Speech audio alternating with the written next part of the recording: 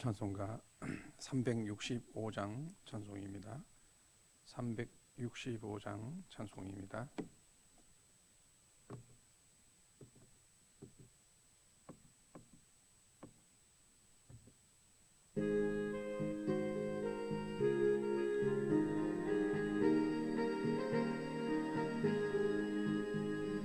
마음속에 근심 있는 사람 주 예수 앞에 달려오라.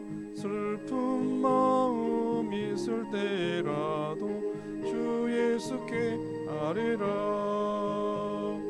주 예수 앞에 달려오라. 주 우리의 친구니 무엇이나 근심하지 말고 주 예수께 아뢰라. 눈물 나며 깊은 한숨 쉴 때 주 예수 앞에 달려오라. 은밀한 죄 내게 있더라도 주 예수께 아뢰라. 주 예수 앞에 달려오라. 주 우리의 친구니 무엇이나 근심하지 말고 주 예수께 아뢰라. 괴로움과 두려움이 있을 때에 주 예수 앞에 달려오라. 내일을 염려하지 말고 주 예수께 아뢰라. 주 예수 앞에 달려오라. 주 우리의 친구니 무엇이나 근심하지 말고 주 예수께 아뢰라. 내는 자여 주 예수 앞에 달려오라. 하늘나라 바라보는 자여 주 예수께 아뢰라. 주 예수 앞에 달려오라. 주 우리의 친구니 무엇이나 근심하지 말고 주 예수께 아뢰라.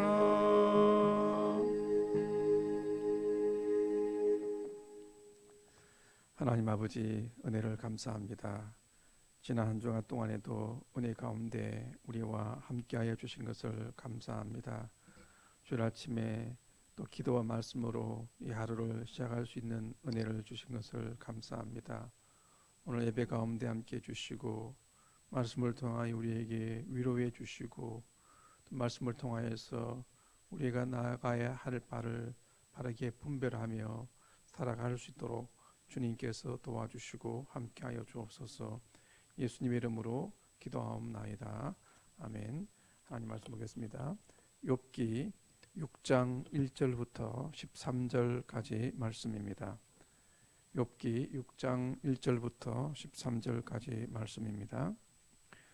욥이 대답하여 이르되 나의 괴로움을 달아보며 나의 파멸을 저울 위에 모두 놓을 수 있다면 바다의 모래보다도 무거울 것이라. 그러므로 나의 말이 경솔하였구나. 전능자의 화살이 내게 박힘에 나의 영이 그 독을 마셨나니 하나님의 두려움이 나를 엄습하여 치는구나. 들나귀가 풀이 있으면 어찌 울겠으며 소가 꿀이 있으면 어찌 울겠느냐.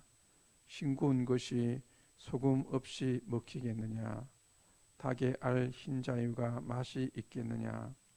내 마음이 이런 것을 만지기도 싫어하나니 끓이는 음식물 같이 여김이니라. 나의 간구를 누가 들어줄 것이며 나의 소원을 하나님이 허락하시랴. 이런 곳 나를 멸시하시기를 기뻐하사 하나님이 그의 손을 들어 나를 끊어버리실 것이라. 그러할지라도 내가 오히려 위로를 받고 그칠 줄 모르는 고통 가운데서도 기뻐하는 것은 내가 거룩하신 이의 말씀을 거역하지 아니하였음이라. 내가 무슨 기력이 있기에 기다리겠느냐? 마지막에 어떠하겠기에 그저 참겠느냐? 나의 기력이 어찌 돌의 기력이겠느냐? 나의 살이 어찌 노쇠겠느냐? 나의 도움이 내 속에 없지 아니하냐? 나의 능력이 내게서 쫓겨나지 아니하였느냐? 아멘. 13절까지입니다. 오늘 본문은 앞에 4장과 5장에서 나오는 욥의 친구인 엘리바스의 말에 대한 욥의 답변입니다. 욥의 친구 가운데서 가장 연장자인 엘리바스는 욥에게 찾아와서 욥이 내가 죄를 지었기 때문에 이런 고난을 당하는 것이다. 그래서 오히려 너의 행위를 살펴보아라. 그리고 회개하라. 그렇게 지금 이야기를 했습니다. 이에 대해서 욥은 먼저 자신의 고통이 얼마나 심했는가를 말하고 있습니다. 6장 1절부터 3절을 보시면 먼저 욥은 말하기를 자신의 괴로움을 달아보고 자신의 파멸을 저울에 놓을 수 있다면 바다의 모래보다도 더 무거울 것이다 라고 말을 합니다. 그러면서 뒤에 3절에 보시면은 그 고통과 괴로움의 무게가 바다의 모래보다 무거울 것이라 그러므로 나의 말이 경솔하였구나 라고 말합니다. 조금 번역이 조금 잘못되어 있는데 이 정확한 번역은 그러므로 내 말이 그치렸구나 라고 하는 말이 정확한 번역입니다. 앞에서 욥기 3장에서 욥은 자신의 생일조차도 저주하였습니다. 그러니까 욥은 나의 괴로움과 고통이 바다의 모래와 같이 무겁기 때문에 나의 말이 그와 같이 거칠게 나왔다라고 지금 이야기를 하는 것입니다. 그러면서 욥은 자신의 그 모든 고난들이 하나님에게서 나온 것이다 라고 말합니다. 4절을 보십시오. 전능자의 화살이 내게 박힘에 나의 영이 그 독을 마셨나니 하나님의 두려움이 나를 엄습하여 치는구나 라고 말합니다. 마치 이것은 하나님께서 자신을 화살의 관역처럼 여겨서 쏘고 있다는 표현입니다. 또 하나님께서 마치 그에게 독을 마시게 한 것처럼 그는 표현을 하고 있습니다. 그 결과로 이제는 하나님의 두려움이 그를 엄습하였다라고 말합니다. 즉 하나님이 지금 욥에게 오히려 지금 두려움을 주는 대상이었다라고 지금 욥은 이야기를 하고 있는 것입니다. 그러면서 지금 욥은 자신이 고통을 하며 괴로워하는 이것이 너무나도 당연한 것이다 라고 지금 5절부터 이야기를 하고 있습니다. 그래서 5절부터 말하기를 만일에 들나귀가 풀이 있으면 어찌 울겠느냐, 싱거운 것이 소금이 없이 먹히겠느냐, 먹히지 않는단 말입니다.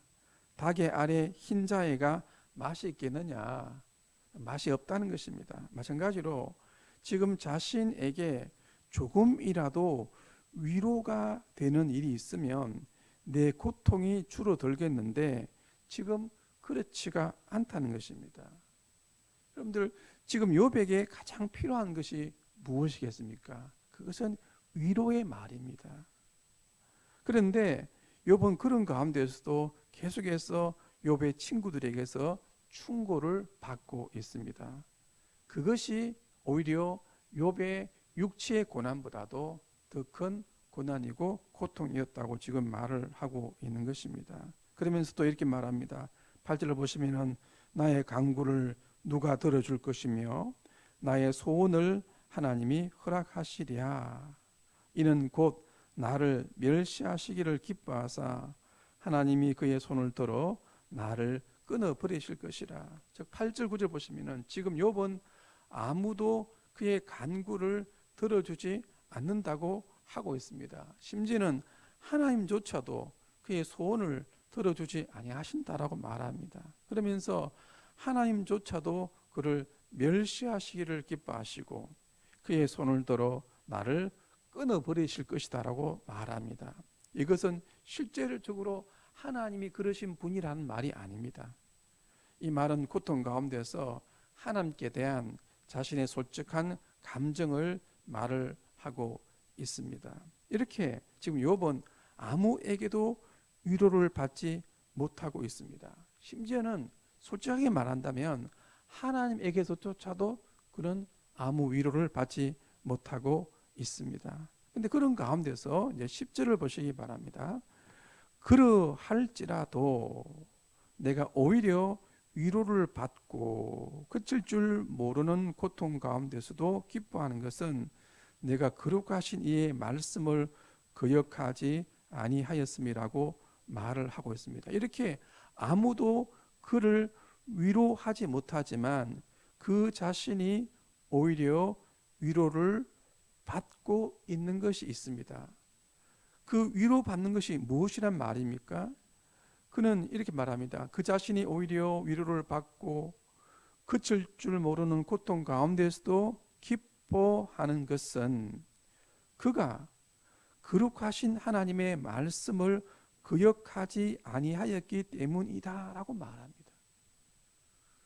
즉 아무도 그를 위로해 주지 못하지만 한 가지 위로받는 것은 이렇게 말합니다. 내가 위로받는 것은 내가 어떤 고난 가운데서도 내가 하나님의 말씀을 지킨 것이다. 그것이 이 고난 가운데서 나의 유일한 위로고 기쁨이다. 지금 그렇게 말을 합니다. 그래서 이렇게 말했을 때 욥의 친구들은 이 말을 어떻게 들었겠습니까? 야, 욥은 끝까지 자기 변명하는 것이구나 이렇게 생각할 것입니다. 그런데 이것은 사실 욥의 정직한 답변입니다. 제가 그 재심 전문 변호사라고 하는 박준형 변호사의 강의를 들어보았습니다. 이분은 억울하게 옥살이를 한 사람을 다시 재심 청구를 해서 그 사람의 억울함을 풀어주는 전문 변호사입니다. 많은 사람들이 심지어는 20년 동안 억울한 옥살이를 합니다. 왜 그렇게 억울한 옥살이를 하느냐고 물어보니까 의외의 답변이 나왔습니다. 형사가 말하기를 내가 이런 죄를 지었지라고 추궁을 하면 계속 추궁하면 나중에 이 사람이 그래 내가 그런 잘못을 저질렀습니다. 그렇게 했습니다라고 그렇게 진술을 한다는 것입니다. 왜 그렇게 진술을 했느냐고 한다면 이렇게 말한다는 것입니다. 그렇게 말해주는 것이 편하기 때문이라고 말합니다. 그 상황을 피할 수 있고 모면할 수 있기 때문에 그래 형사님 제가 사람을 죽였습니다. 그렇게 말한다는 것입니다.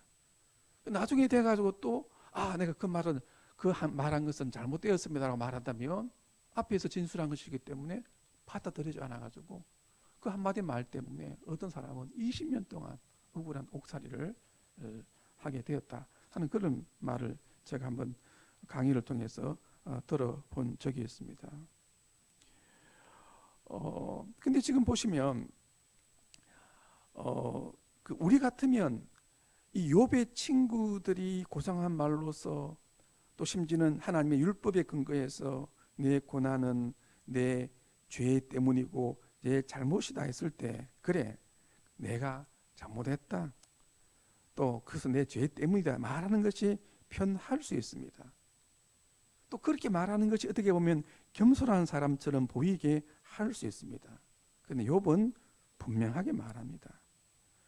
나는 너희들이 말한 것처럼 하나님 말씀을 나는 거역한 적이 없다라고 정직하게 말을 합니다.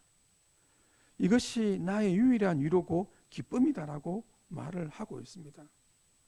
우리는 사실 이런 모습을 배울 필요가 있습니다. 물론 우리는 내가 잘못한 부분이 있으면 그것에 대해서 정직하게 변명하지 말고 내 잘못이다라고 말할 필요도 있습니다. 그러나 우리가 잘못하지 못한 부분에 대해서도 내가 그 상황을 모면하기 위해서 그래 내가 잘못했다라고 넘길 때가 있습니다. 이것은 정직하지 못한 모습이라는 것입니다. 나중에 모든 것이 다 밝혀지면 결국 욥의 고난은 욥의 잘못이 아니라 사탄의 시험이었다는 것을 우리는 다 알 수가 있습니다. 그래서 하나님께서는 욥의 친구들에게 진노하시고 욥의 친구들이 옳지 않다, 틀렸다라고 그렇게 말을 하고 있는 것입니다. 우리는 본문의 말씀을 통해서 우리가 이런 것들을 배울 필요가 있습니다. 베드로 전서에서도 말씀하고 있는 것처럼 만일에 우리가 죄를 지어서 그 죄 때문에 고난을 받으면 무슨 칭찬이 있으리요라고 말합니다. 그러나 선을 행하고도 고난을 받으면 오히려 그것이 하나님 앞에서 아름답고 복된 것이다라고 베드로 전서 2장 20절에서 말씀을 하고 있습니다. 그래서 우리는 이 말씀을 통해서 우리는 고난 가운데서 무엇보다도 끝까지 정직할 필요가 있습니다. 그리고 무엇보다도 고난 가운데서도 욥처럼 거룩하신 하나님 말씀에 끝까지 순종하는 자가 되어야 합니다. 근데 사실상으로 이렇게 하는 것은 쉽지가 않습니다. 그러나 우리는 욥처럼 우리가 어려운 가운데서도 우리는 끝까지 하나님 말씀을 붙들고 적어도 그 말씀 앞에서는 끝까지 순종하는 자가 될 필요가 있다라고 하는 것입니다. 그래서 오늘 이 본문을 통해서 또 이 말씀을 통해서 오늘 하루도 우리의 삶 가운데서 여러분 삶 가운데서 어떤 고난이 있다 할지라도 하나님 말씀대로 정직하게 살아가시는 모든 성도님들이 될 수 있기를 간절히 바랍니다. 그래서